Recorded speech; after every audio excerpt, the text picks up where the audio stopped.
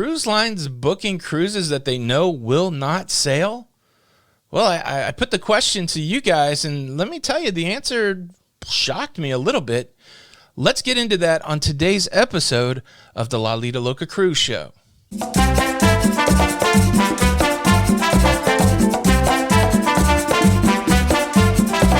Hey, what's up, everybody? Welcome back to the show.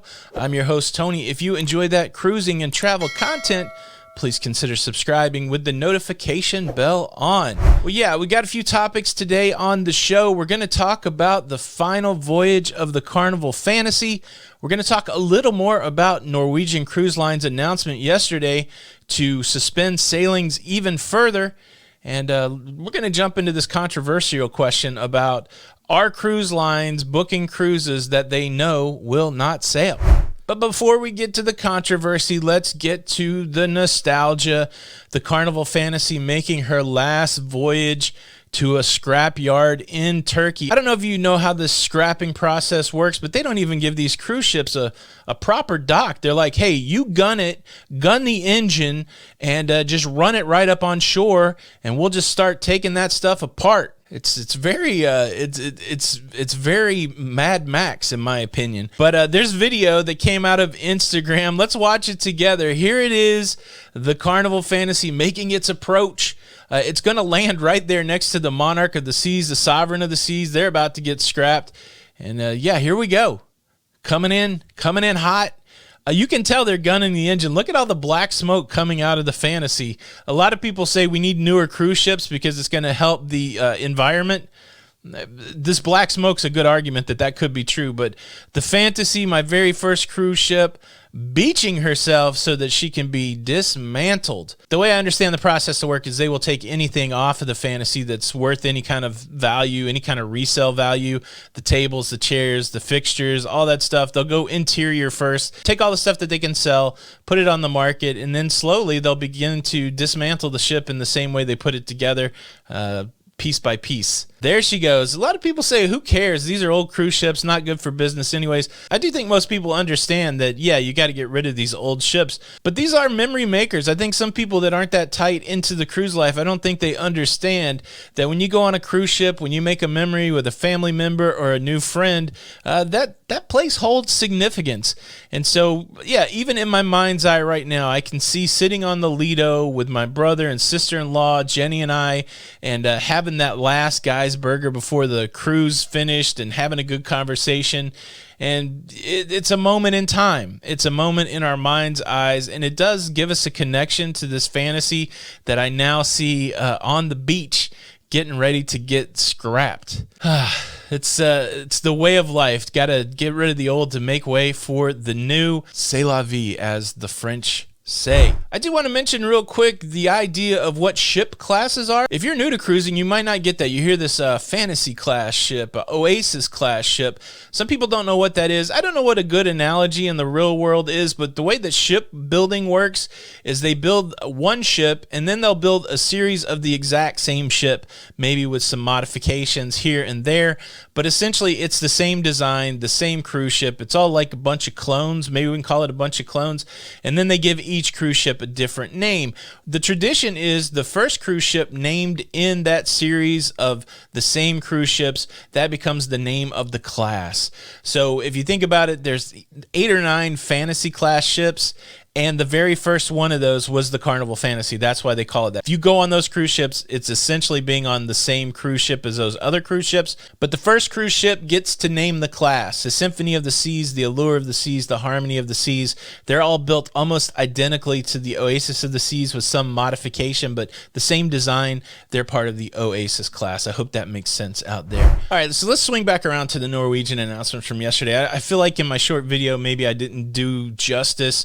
I said the first major cruise line to extend cruising through October. Let me tell you where that comes from. This was an announcement for Norwegian Cruise Line Holdings. I didn't get the word holdings out there. And so when you say holdings, that's the parent company of 3 cruise lines. That's Norwegian Cruise Lines, that's Oceania, and that's Regent Seven Seas Cruises. So this family of cruise lines have extended their shutdown through October. It's the first major family of cruise lines to do that. Carnival Corporation, 9 different cruise lines. Some of them are still sailing in October. Princess, they've extended all the way out to December. That's just an outlier. The whole family hasn't extended. Royal Caribbean, they haven't extended through October. So what I was trying to say yesterday is you have a whole group of cruise lines. It's only 3, I get that, but a whole group of cruise lines extending through October. That's significant. That's one of the first ones to do that. That affects all of their global cruises. Everybody who pointed out that Princess has extended out to December, you're absolutely correct. They did that last week. We covered that on the show. And then, of course, the question comes rolling in. Since Norwegian Cruise Line Holdings has extended, does this mean the Carnival Corporation will extend? Does this mean that Royal Caribbean will extend? And I don't think it does. So if you think about the messaging that we've been getting from Carnival Corporation, CEO Arnold Donald said that the return to cruising is going to be a staggered operation. So is it feasible that you take a Princess Cruise Line, you don't start them back up until December? They've got an older clientele. They've got a little bit of a tarnished reputation because of the Diamond Princess. Let's push them out a couple months, but let's take a few Carnival Cruise Line ships and get them sailing, around Florida, that kind of. I could see it happening. Look, I don't know if cruising is going to happen October the 1st when they say it's going to happen, but the only thing I'm putting out there is it is feasible that you could see Carnival Cruise Line start cruising before Princess Cruise Line. I think we got to get out of this mindset that all cruise lines are going to start cruising at the same time, especially in that same family of cruise lines. Carnival Corporation, they might start the majority of the Carnival Cruise Lines before they start some of the other brands. Again, you got reputation issues, you got clientele issues, and so it's more feasible to start and test a few brands instead of trying to open up the whole kit and caboodle. And in reality, there's going to be Carnival Corporation cruise lines sailing before North America anyways. AIDA Cruise Line, that's a Carnival Corporation brand. It's going to be sailing next month over in Germany. So you'll see part of the family sailing before the rest of it. So I don't know that necessarily Norwegian's announcement is indicative that everybody else will follow suit. It could happen, but at the same time, I wouldn't lock my thinking into, well, this means that, because there's a lot of variables there. Just that's my take on it. But with that in mind, there's a lot of people saying a lot of different things. There's people that saying, well, once the election in the United States is over, cruising will resume. I push back a little bit. Well, what does that mean? Does it matter who wins, who's losing? There's people out there that says it doesn't matter who wins, who's loses. The election cycle is causing cruising not to return. That's going to be an interesting story to follow. So maybe in November, if cruising resumes, all those people will be vindicated. There are people that are saying that cruising is not going to happen at all until 2021. And my question there is, like, what's the difference between December the 24th, 2020 and January the 3rd, 2021? So when you're saying 2021, do you mean 2021? Do you mean later in 2021? People just throw stuff out, and I don't even know what it means because there's so many things that there's like holes, like Swiss cheese statements. There's so many holes that you could poke in it. So that's out there. Maybe after the election, maybe 2021, maybe no cruising at all. But a lot of people are saying, look, no cruises at all in 2020. The challenge with that is that the cruise lines who say we're going to restart in 2020 in October, in December, in November, they're still taking bookings. They're still taking bookings for December cruises. They're still taking bookings for November cruises. They're still taking bookings for October cruises.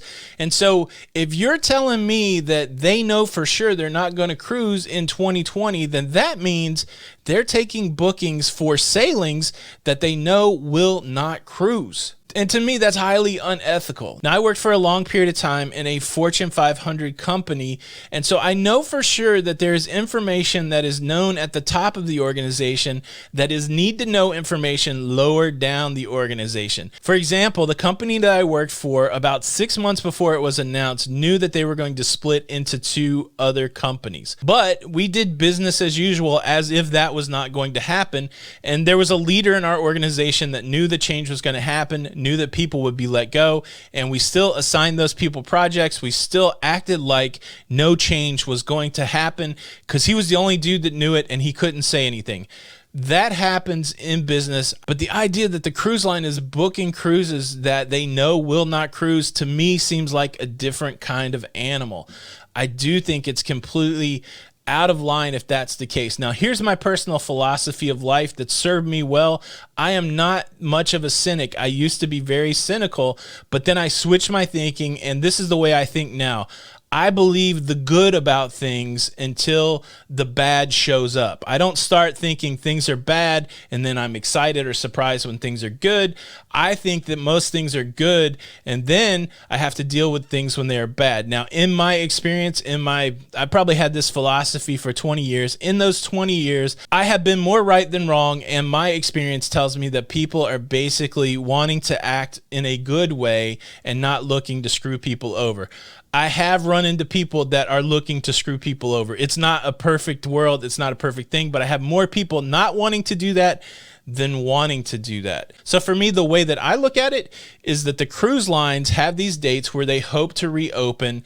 And so I don't think they're telling themselves, no, this is definitely not going to happen. I think they're saying, look, we're going to try to hit these dates. And then as those dates approach, they go, okay, well, we can't, so let's move the date. I personally don't think that any of these cruise lines that have set these earlier targets than the end of the year, I don't think they're all sitting there going, well, we know for sure that cruising's not going to happen until next year or until 22 or never again. I don't personally believe that. I don't have any information that says that that is true. And so for me, I'm going to continue to think the best of the situation because that's the way my personal philosophy works. So for me, for those cruise lines that think they may cruise in October, November, December, if in their mind they're still trying to hit those dates and they haven't said, no, it's definitely not going to happen, I don't have any problem with them booking cruises in October, November, and December. If that's their good faith, if they really believe that they might start cruising again. You might say it's naive that they think that, but again, in business, you're continually planning for the next change. And I tell you what, if the doors can open up and they can put people on cruise ships in North America, they're going to do it. If something changes in the situation with the virus and it goes away in 2 months as quickly as it came around, then yeah, they're going to do everything they can to put crew back on board and to cruise. And look, again, what we said earlier, you can't think of cruising as like all of a sudden 100 ships are going to cruise.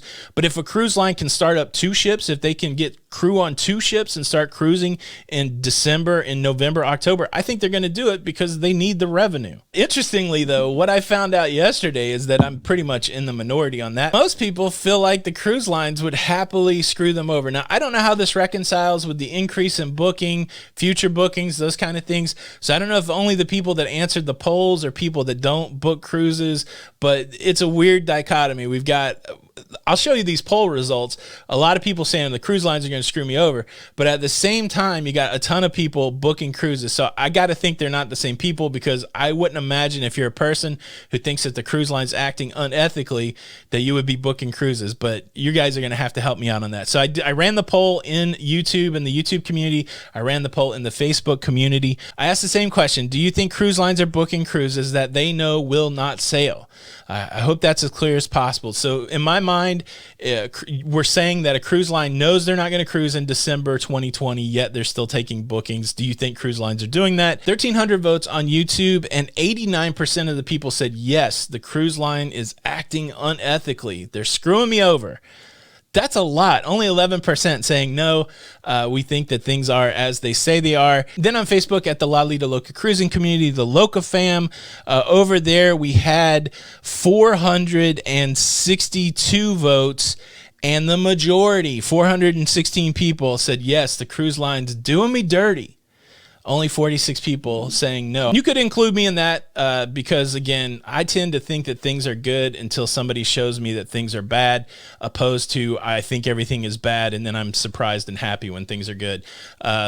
It's just worked out better for me that way. That's kind of where I come from. It's interesting to me. I don't know what the answer is, and I don't know how we find out the answer. I don't know how we get into that room where we find the people that are saying, look, cruising's done for 2020, but let's keep getting the bookings. Greed is good, right? Back to Wall Street. I don't know. Like, who's got that inside knowledge? If anybody out there has some sort of hard evidence that shows that to be true, let me know. Do you think the cruise line is doing people dirty? And if so, are you still booking cruises? it's an interesting conversation. And before you get out of here, I'm just going to press you guys for some feedback. Do you like this show format where we talk about multiple stories and try to tie them together some way? Or do you like a single topic video? I've been shooting for giving you a 10-minute show every day with some multiple facets to it. Are you enjoying it? Are you watching it? Where are you dropping off at? Any of that feedback would be helpful to me. If you could, show your support for the show by hitting the like button, and don't forget to subscribe. This is Tony for Lido Loca, and until the next time, we'll see you on the Lido. Bye.